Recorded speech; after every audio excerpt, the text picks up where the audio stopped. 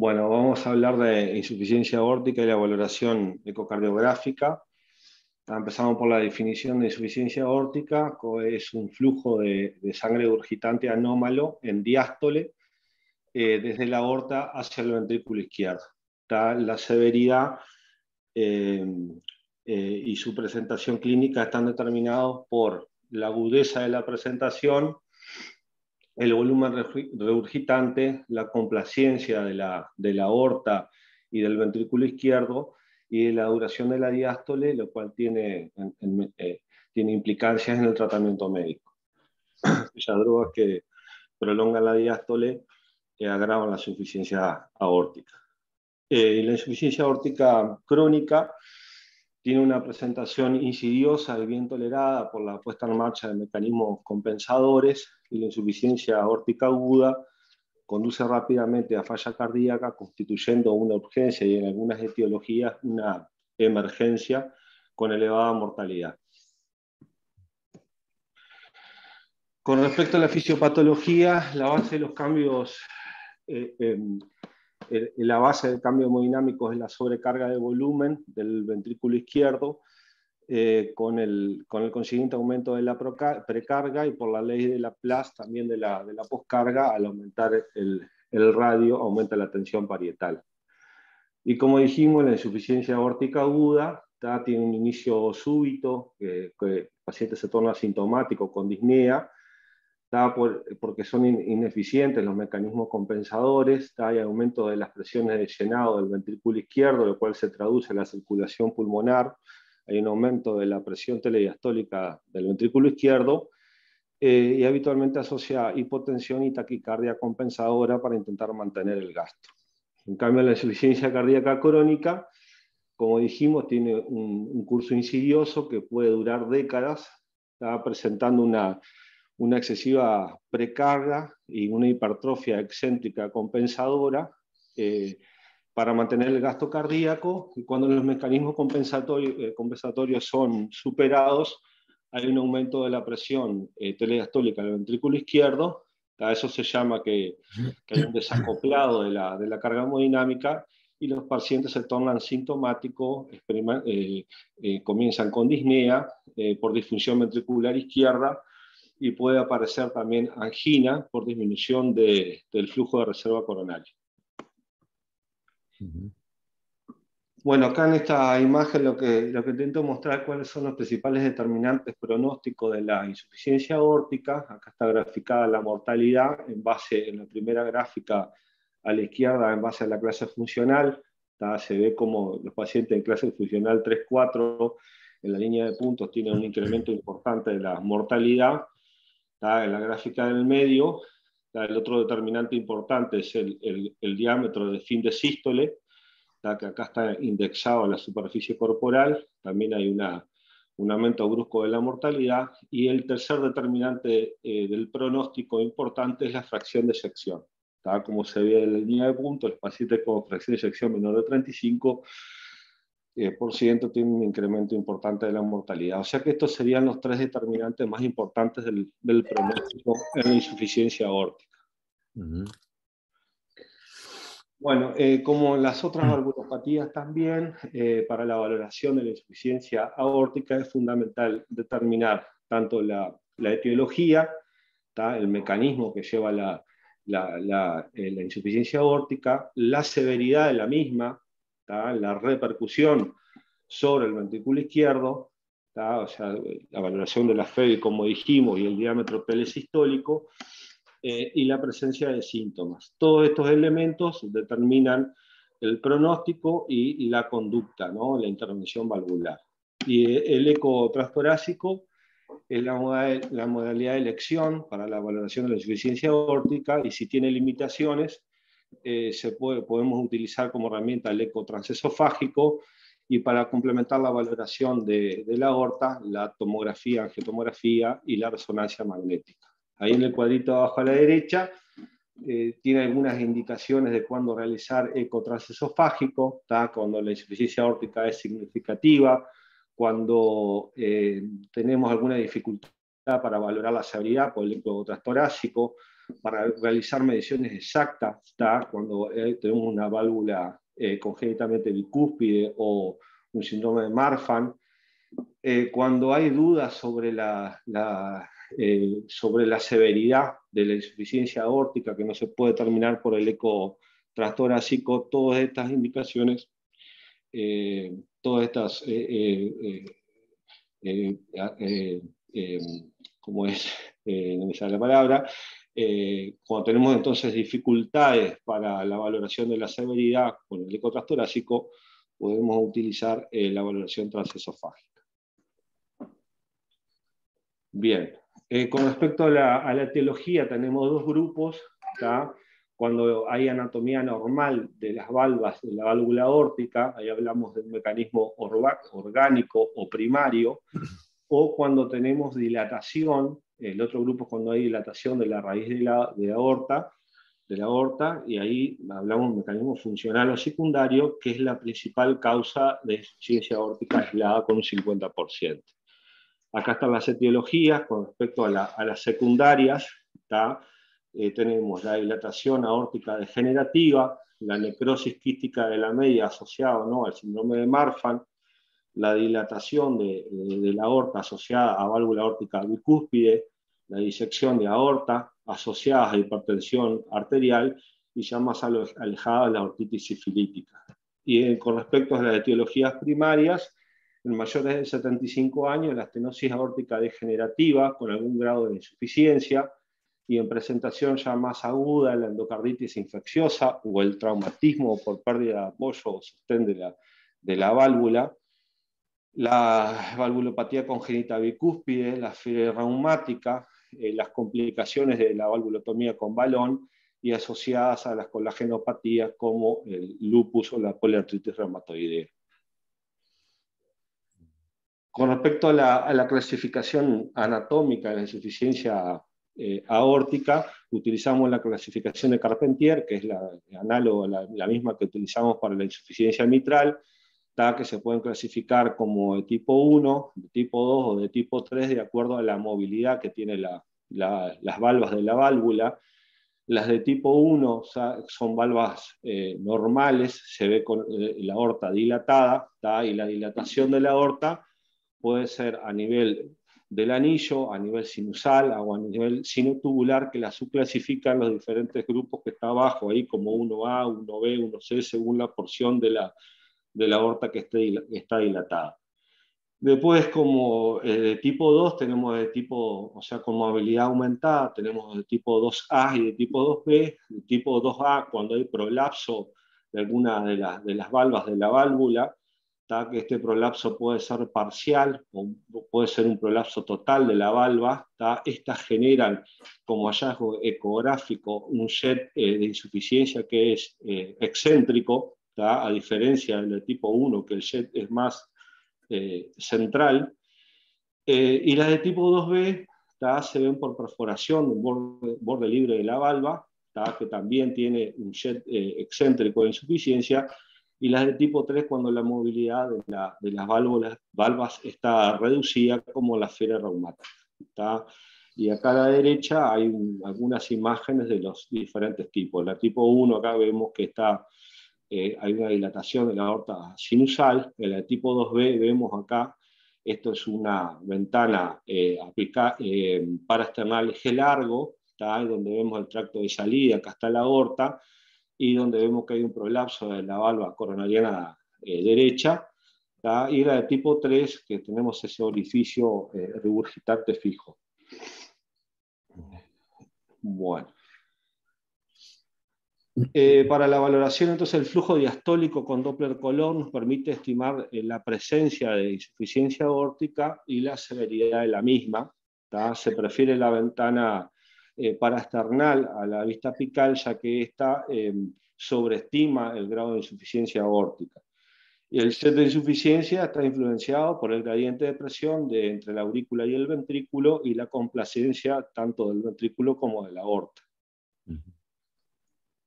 Bien, seguimos un poquito. Acá en esta imagen son diferentes guías, que lo que quise poner ahí, que lo que está los círculos rojos, lo que quiere decir que para la valoración de la insuficiencia aórtica, todas las guías coinciden en que hay que, como primer paso, valorar la raíz de la aorta, como segundo paso, determinar la severidad de la insuficiencia, como tercer paso, bueno, la presencia de síntomas, y como cuarto paso, la función o la repercusión sobre el ventrículo izquierdo, que ya hablamos de la importancia que tiene el diámetro sistólico del ventrículo izquierdo y la fracción de eyección. Bueno, entonces vamos a ir analizando cada uno de estos pasos. Sí, yo me pondría uno en el medio, que a continuación de la raíz, ver la válvula, ¿no? Mirar la anatomía de la válvula. Mira, ¿No? sí. Ahora iba a entrar en eso Ah, acá, para que no me pasa la diapo, no sé por qué. Vamos a bajarlo así. Ahí está.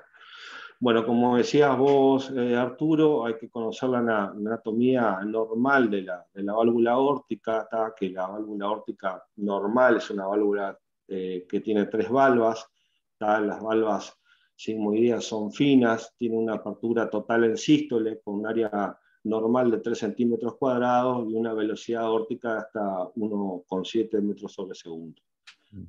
Bien, entonces, acá a la derecha vemos un zoom ampliado, el tracto de salida ahí donde vemos bien la aorta, y es importante determinar todos los diámetros de la aorta. Acá como el número 1 tenemos el diámetro a nivel de la apertura, a nivel del anillo valvular, a nivel de la aorta sinusal, el 2, el 3 a nivel de la aorta de la unión sinotubular y el 4 a nivel de la aorta tubular.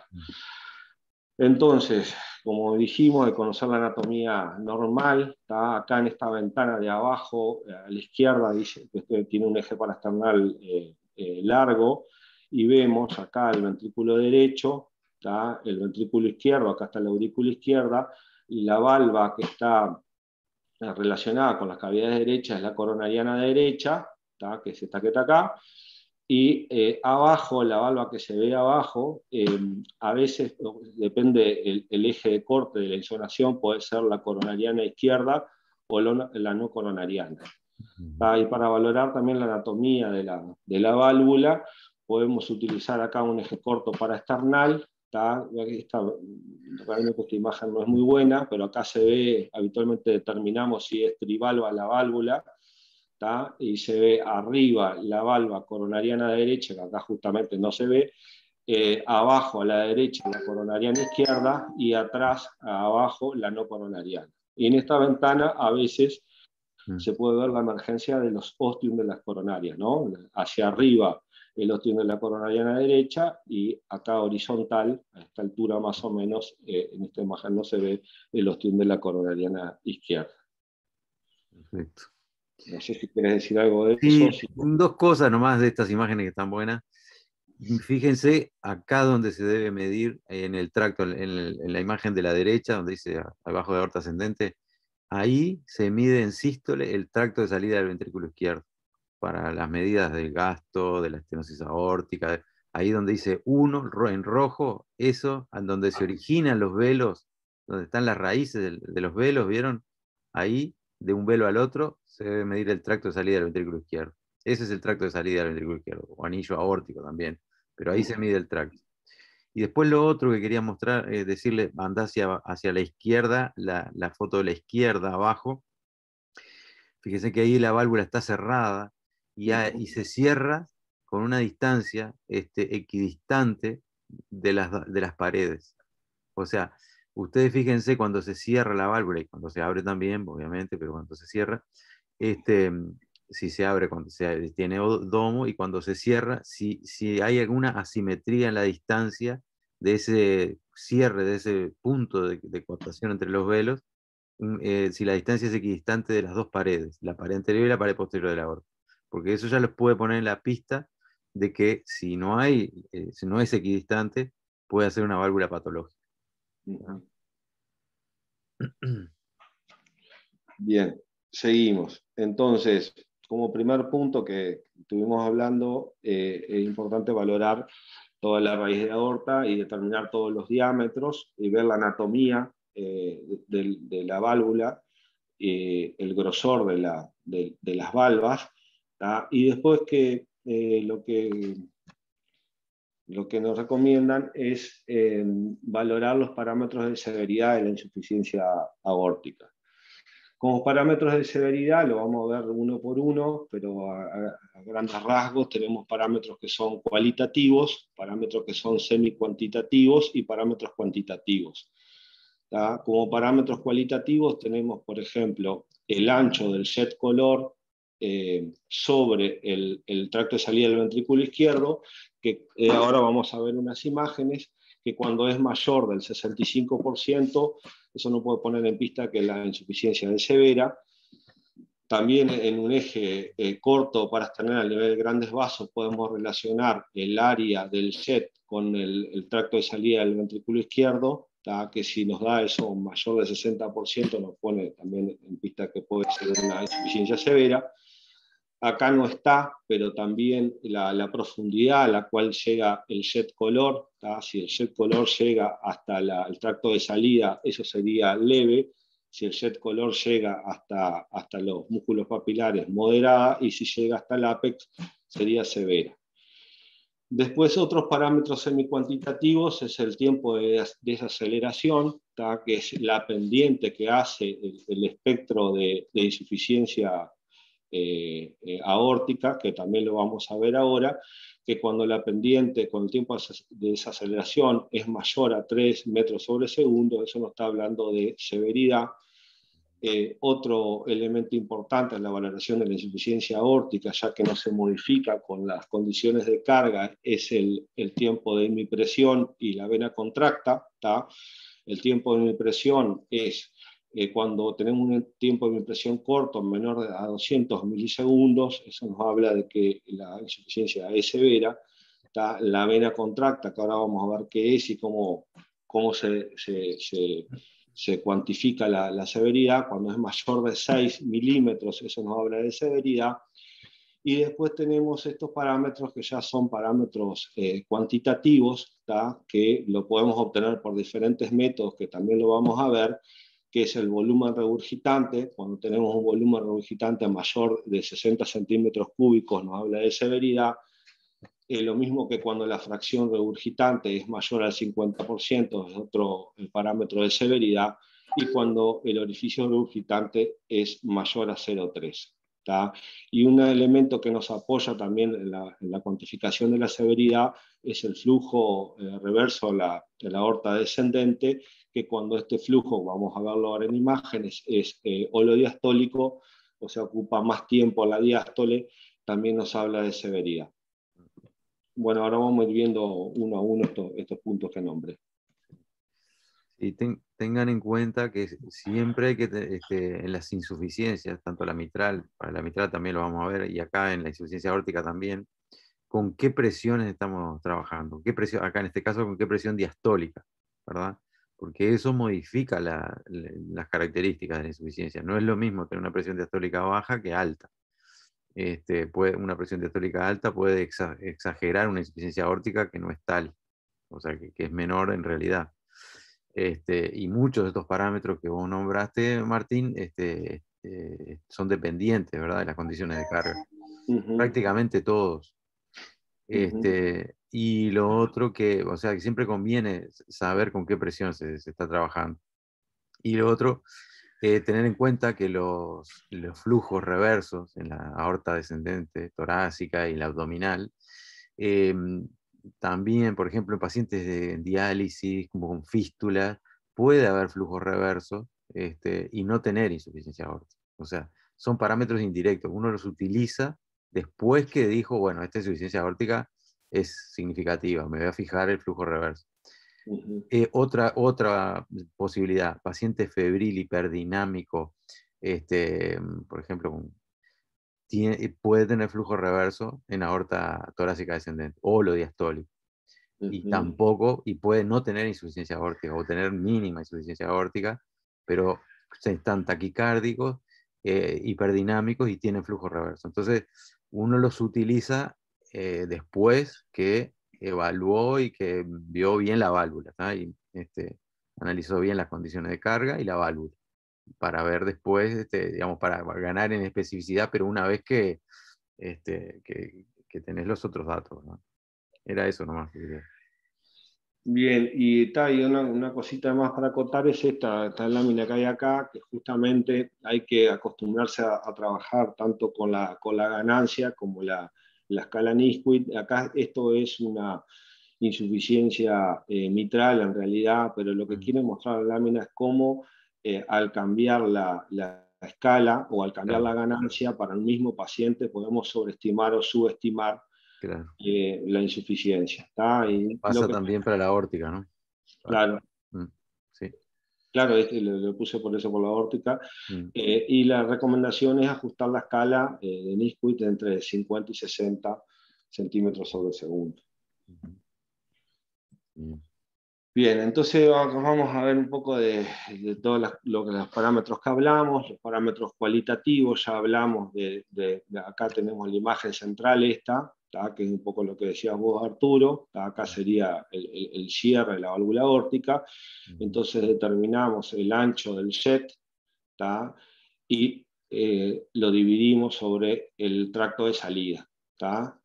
Si esto, ya dijimos que si esto es mayor de 65% es un elemento de severidad, ¿tá? Y abajo yo no veo porque tengo las fotos ahí, pero la imagen de la derecha, ¿tá?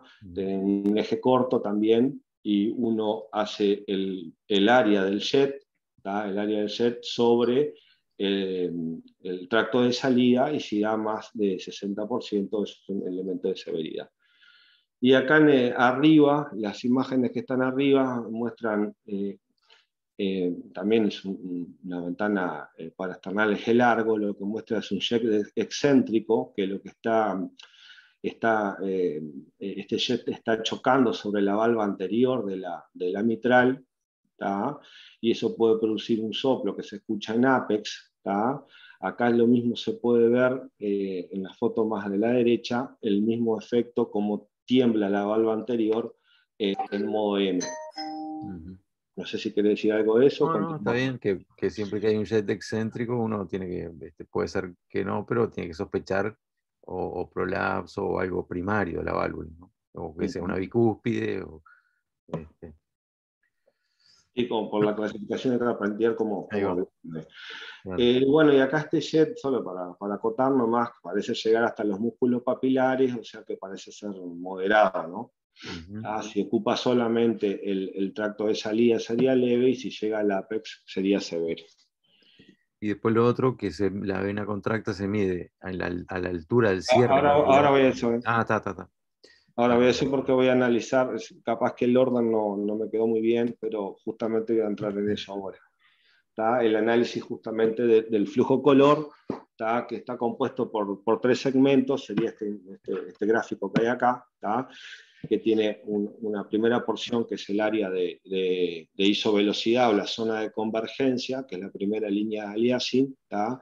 Este radio es importante determinarlo porque por el método PISA podemos calcular algunos parámetros cuantitativos, como vamos a ver ahora. Entonces, esta primera porción sería el área de isovelocidad, y después viene este cuello, más estrecho. Este cuello sería la vena contracta, y después viene todo el flujo entrando, que entra habitualmente en el ventrículo. Entonces, es un gráfico, no es tan sencillo de obtenerlo, pero bueno, después que te acostumbras parece que es un poco más fácil. ¿Tá? Entonces la vena contracta es la porción más fina del jet que atraviesa la válvula aórtica en la vista paraesternal. ¿Tá? Y lo importante es una cosa que dijiste tú, Arturo, que en esta medida no se afecta por las condiciones de carga. ¿Tá? Y nosotros como parámetro cuantitativo hablamos de severidad cuando la vena contracta es mayor a 6 milímetros, o sea, esta porción del cuello. ¿Tá? Cuando lo hagan, traten de obtener ese flujo así, ¿no? A nivel de la válvula, que se vea acá del lado anterior, del seno de valsalva anterior o coronario derecho, un flujo azul, y en el otro un flujo rojo. Eso significa que está convergiendo la sangre hasta ahí. No, no entendí, perdón. Claro, ¿Cómo? por encima de la vena contracta, en la aorta, Sí. conviene ver un flujo azul en el seno de Valsalva. Está la flechita ahí sería. ¿Eh? Ahí, exactamente, ahí, exacto. Y en el seno de Valsalva posterior, o sea, en el que está abajo, conviene ver un flujo rojo, ¿ah? Para poder medir bien la vena contracta, porque eso indica que la sangre está convergiendo hacia ahí. ¿Se entiende? Flujo azul se aleja del transductor y por lo tanto va hacia la vena contracta, y el flujo rojo se acerca al transductor porque está en la pared posterior, en la pared más alejada, ¿no? Y por lo tanto se va a ver rojo. Eso sí se entiende. Bien. Y bueno, y acá en la siguiente lámina tenemos un poco paso a paso cómo obtener el área de isovelocidad con el método PISA, que está basado en la ley de la conservación de masas. Entonces, acá tenemos el paso a paso: elegir la ventana, hacer zoom, identificar la primera línea de aliasing, como se ve acá, para intentar obtener el radio de la hemisfera. Y también vamos a precisar obtener la velocidad pico de la insuficiencia aórtica, que sería el puntito rojo que se ve acá, y el BTI de la insuficiencia aórtica, para calcular después el orificio regurgitante, la fracción regurgitante y el volumen regurgitante, como dice acá. Bueno, y las ventajas que tiene este método, que no nos afecta significativamente por las condiciones de carga, ni por valvulopatías concomitantes, y es útil para la valoración de severidad en flujos excéntricos. Entonces la siguiente lámina es más de lo mismo. Acá estaría la primera línea de aliasing, ¿no? Y acá estamos obteniendo un radio de la hemisfera de 0,9. Este sería la imagen que está a la derecha, con Doppler continuo a la aorta, sería el flujo diastólico, el flujo de insuficiencia, donde tenemos acá en el pico la velocidad pico, y haciendo el trazo obtenemos el BTI. Entonces, aplicando esta fórmula, el flujo es 2 por pi por radio al cuadrado, ya tenemos el radio del PISA acá. Entonces, para obtener el orificio regurgitante, hacemos el flujo calculado, que es esta cuentita que está acá, dividido la velocidad pico, que la obtenemos de acá arriba, y eso nos va a dar el orificio regurgitante. Y a través del cálculo del orificio regurgitante, podemos calcular el volumen regurgitante haciendo el orificio regurgitante, que lo tenemos en la fórmula acá, por el BTI de la insuficiencia aórtica, haciendo el trazo del espectro de insuficiencia. No sé si querés decir algo de eso. No, está bien que 2pi por radio al cuadrado es el área de la hemisfera, ¿no? Sí. Y el flujo debe ser el área de la hemisfera por la velocidad de la aliasing, ¿no? Que es puede ser. Bien. El flujo, ahí eso 2pi por radio al cuadrado es un área, no es un flujo. Es área. Te falta por velocidad de la aliasing, ¿verdad? Es la misma fórmula que calculamos el área del tracto de salida. Ahí va, igual. O el mitral, el PISA de la mitral, igual. Claro, es área, no es flujo. Eso es área solamente. Te falta por velocidad de aliasing y ahí te va a dar el ORE. Bien. Y esto también lo podemos calcular por el método volumétrico, partiendo de esta fórmula que tenemos acá, que el volumen regurgitante es igual al volumen del tracto de salida del ventrículo izquierdo, que sería la formulita que tenemos acá. Acá entonces necesitamos, para hacer este cálculo, el BTI del tracto de salida del ventrículo izquierdo, que lo hacemos con Doppler pulsado, a nivel del tracto de salida, y obtenemos este flujo que se aleja, y ahí trazamos el BTI.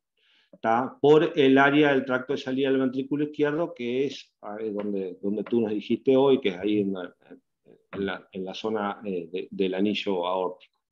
Entonces, aplicando esta fórmula obtenemos el volumen del tracto de salida del ventrículo izquierdo, que si le restamos el volumen mitral, que sería esta imagen que tenemos acá, utilizando el Doppler pulsado transmitral, obtenemos, esto sería la onda E y esto sería la onda A, entonces hacemos el BTI de las dos ondas, que sería esta parte de la fórmula donde dice BTI mitral, por el área mitral que la obtenemos del diámetro, obteniendo el radio a partir del diámetro de la base del... Claro, siempre teniendo en cuenta que el volumen de muestra se pone en el anillo y no en las puntas de valva. Se pone en las puntas de valva para evaluar la diástole, pero cuando uno va a evaluar volumen, que pasa por la mitral, lo tiene que poner en el anillo. Ahí donde está la línea roja, ¿verdad? Donde está, Claro. ahí O sea, tiene que va poner. más abajo, o sea, cuando haces el pulsador, hay que hacer un poquito más abajo. Exacto. Bueno, entonces esto es lo mismo, pero con otro método, para calcular el volumen regurgitante, y a partir del volumen regurgitante podemos obtener la fracción regurgitante aplicando esta formulita, y también podemos obtener el orificio regurgitante haciendo el volumen regurgitante, que lo obtuvimos de esta fórmula que está acá, sobre el BTI de la insuficiencia aórtica, que ya dijimos cómo lo obtenemos, ¿no? Es el trazo alrededor del espectro de insuficiencia aórtica. Bien. Esto lleva algún tiempo, habitualmente esto lleva un tiempo, está sujeto a múltiples medidas y por lo tanto errores. Siempre tengan en cuenta que un ventrículo dilatado, o sea, una insuficiencia aórtica crónica y severa dilata el ventrículo. Tiene que dilatar el ventrículo, ¿tá? Y si es aguda, el contexto es totalmente diferente. Entonces, una insuficiencia aórtica severa y un ventrículo chico, ya uno empieza, ¿verdad? Porque por lo que vos explicaste, ¿no? Hay una larga evolución de compensación, digamos, del ventrículo, intentándose adaptar a ese volumen regurgitante durante años. Entonces, la insuficiencia aórtica crónica y severa tiene que dar ventrículos dilatados. Mídanlo en distintas formas, digamos, con los diámetros, con los volúmenes, pero prácticamente no existe insuficiencia aórtica crónica severa sin un ventrículo dilatado, por más que los parámetros de estos le puedan... eso ténganlo en cuenta. Es más difícil determinar la severidad en la aguda, ¿no? En la aguda, claro, en la aguda es diferente, porque como están equilibradas las presiones, todos esto que nosotros estuvimos comentando pueden estar muy disminuidos. Por ejemplo,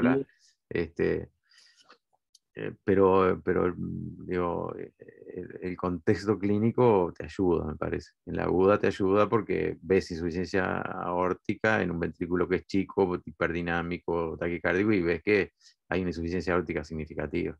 ¿No? Y el cuadro clínico es de edema pulmonar, entonces ahí cambia un poco la cosa.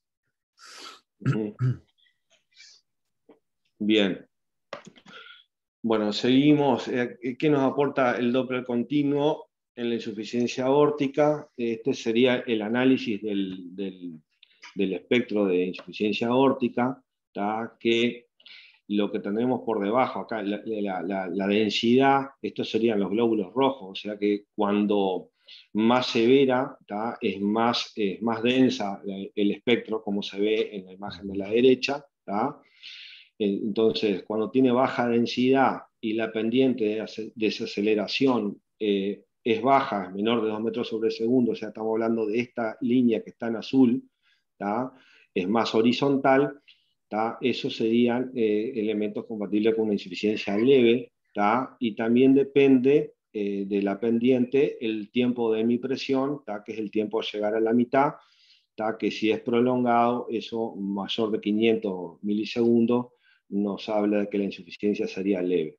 En contraposición con esto, tenemos en la imagen de la derecha, que tenemos un espectro muy denso, con una pendiente muy empinada.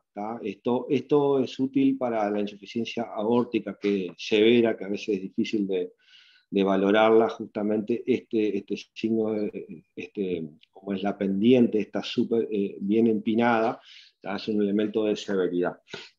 Entonces, está bien alineado con el jet, ¿verdad? O sea, el jet tiene que estar bien alineado con el Doppler, con el cursor. para poder obtener una curva fiel, porque si vos no estás muy alineado te puede dar una curva de más severidad en realidad, pero está muy bien eso de fijarse en la densidad, ¿no? Porque quiere decir que pasan la misma cantidad de glóbulos rojos hacia adelante como hacia atrás, prácticamente. Que ahí para alinearte te ayudas con el color, ¿no? O sea, Ahí te ayudas con el color, claro. ves el flujo y te tentás a alinearlo. Tratas de alinearte seguro, para que sea confiable la pendiente, para que sea confiable el tiempo de impresión, todo eso. Bueno, bien, y entonces seguimos un poquito más. Acá ya estamos analizando todos los parámetros que vimos, los cuadritos para determinar la severidad. Y lo último que nos falta es esto, que sería la ventana supraesternal. Acá vemos el tracto de salida del ventrículo izquierdo, la aorta ascendente, el callado de la aorta, la emergencia de los grandes vasos, y por debajo de la subclavia izquierda usamos el Doppler pulsado y obtenemos este espectro, ¿no? Esto sería sístole, y esta es la diástole, y este es justamente el flujo reverso que hablamos, que cuanto más se prolonga hacia la diástole, es un elemento que nos ayuda a valorar la severidad. Bien. Bien, y como otro parámetro acá, que esto me parece que está bastante bueno también, que cuando tenemos... Un dato antes del parámetro anterior, que es útil también. A veces el flujo puede terminar casi, es solo diastólico, ¿verdad? Pero Sí, importa también la altura en la cual sí. termina el flujo. La altura de la segunda flecha roja, ¿viste? La que está más a la derecha. Si la velocidad es de 0,20 o más, es un elemento de severidad. Severidad. ¿Por qué? Porque se dice que el flujo diastólico en la aorta descendente puede ser moderado o severa. Pero si la velocidad es más de 0,20, indica severidad. Es eso. Sí, yo me olvidé de eso porque no tenía la escala acá para mirar. O sea que acá al final tiene que ser mayor a 0,20. 0,20 o más. Y eso es un criterio de severidad. Bien. Y siempre igual se ve, aunque no tenga insuficiencia aórtica, siempre se ve acá un Sí, flujo sí, como porque hay un retroceso elástico, el inicio acá de la diástole, ¿no? claro, sí, puede haber, sí. En jóvenes sobre todo. Cuando es más rígida es menos probable, pero en jóvenes es bastante común. Por eso les decía que en hiperdinamia, en pacientes hiperdinámicos, febriles y todo eso, puede llegar hasta el fin de la diástole, aparte está taquicárdico, se acorta la diástole, y puede ser lo diastólico, pero hay que tener en cuenta bien el contexto. Bien, o sea que el parámetro de severidad es mayor de 0,2. 0,20. 0,20. Sí. Bien, después otro elemento que puede ayudarnos a determinar la severidad es cuando tenemos el patrón de llenado transmitral, que cuando tenemos un patrón de tipo 1, esto se aleja un poco de que esta insuficiencia aórtica sea severa. Bueno, entonces analizamos todos los parámetros cualitativos y semi-cuantitativos y cuantitativos de severidad. Y lo que nos queda por determinar es el impacto mecánico sobre el ventrículo izquierdo, que lo cual nos va a determinar el momento de la intervención valvular. Donde podemos hacerlo todo, tenemos el diámetro diastólico del ventrículo izquierdo, el diámetro sistólico del ventrículo izquierdo, todo esto se puede hacer indexado a la superficie corporal y la fracción de eyección. Lo importante de estos son guías medias viejas, pero lo importante de esto es que cuando el diámetro telediastólico supera los 50 milímetros, Es histórico. sistólico.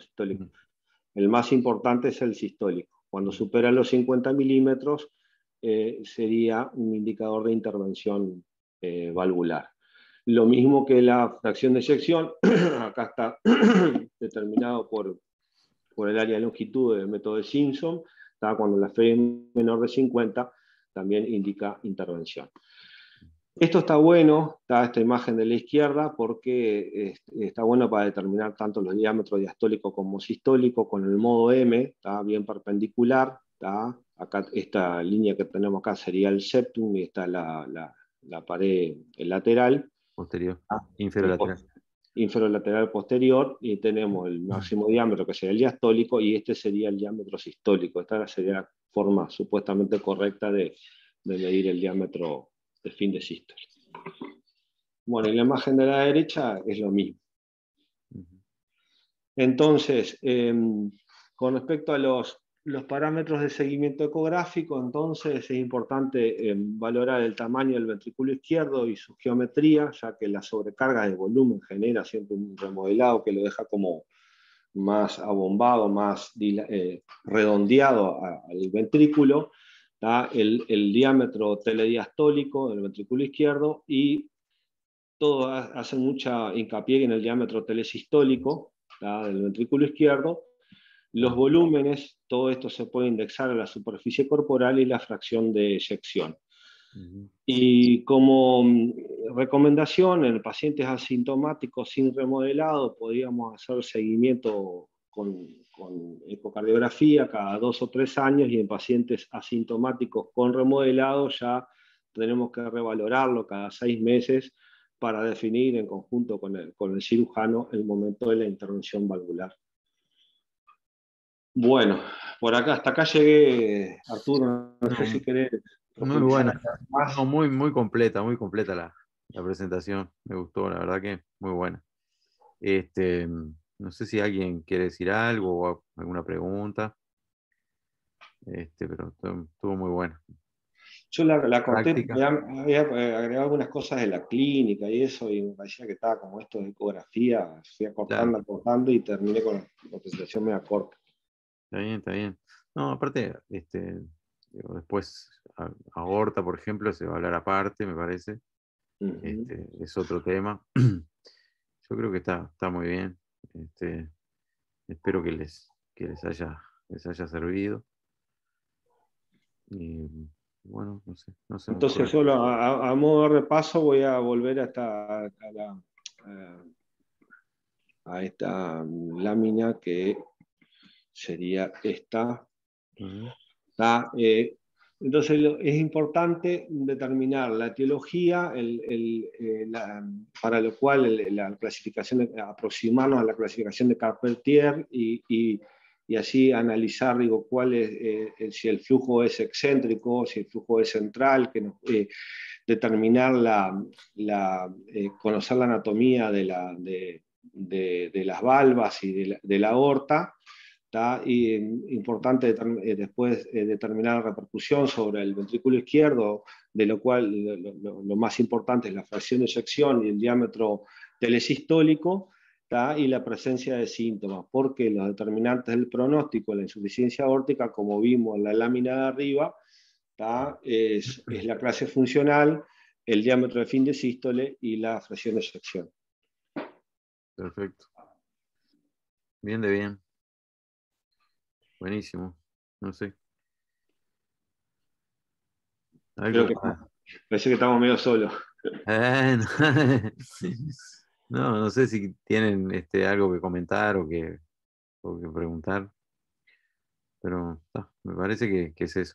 Digo, existen otras maneras de evaluar la insuficiencia aórtica, ¿no? O sea, vos mencionaste el pasar el transesofágico.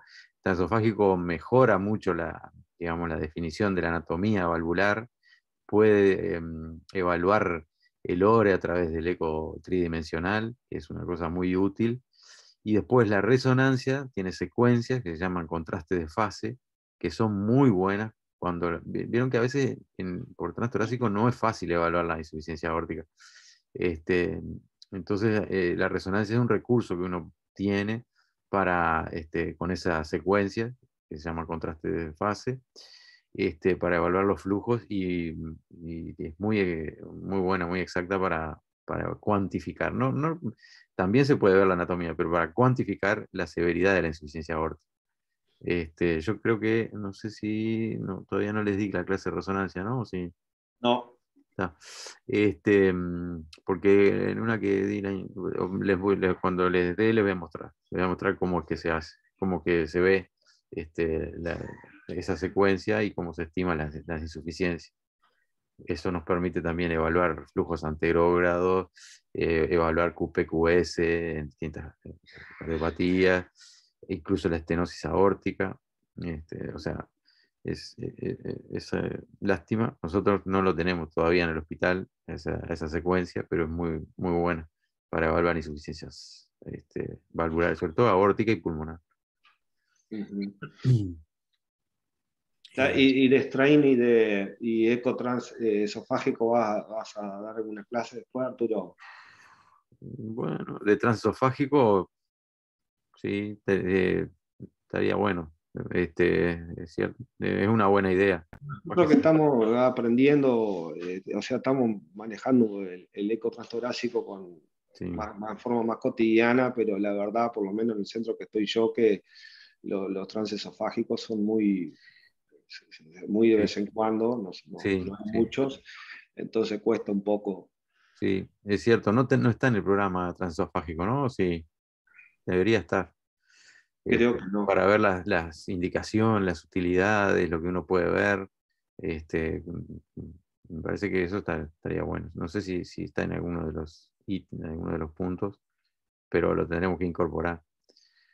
Así que la clase de resonancia la vas a dar vos, Arturo. Sí, sí. No, creo que ya estaba alguien asignado, pero no importa mucho. Creo que ya hay gente asignada para la resonancia. Bueno. Ah, Muy bien. bueno, no sé.